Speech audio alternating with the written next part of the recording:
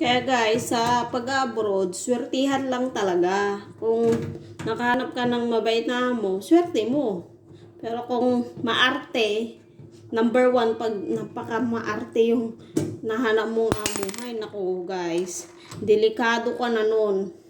Kasi talagang hindi ka magtatagal kung, lalo na kung hindi ka din hindi ka matiisin.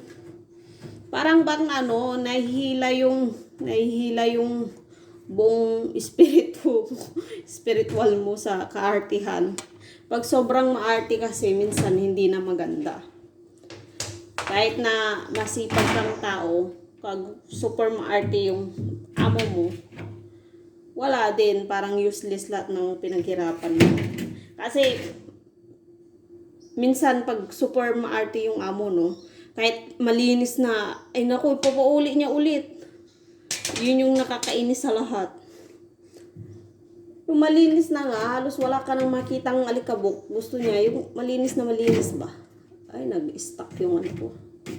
Kaya yun yung pinakaayaw ko sa mga amo. Kaya pag may ganun ng amo maarte, ayaw ko. Sabi ko, maghanap ka ng iba, sabi ko sa agent ko. Pag maarte. Pero luckily, itong amo ko naman, hindi naman siya masyadong maarte.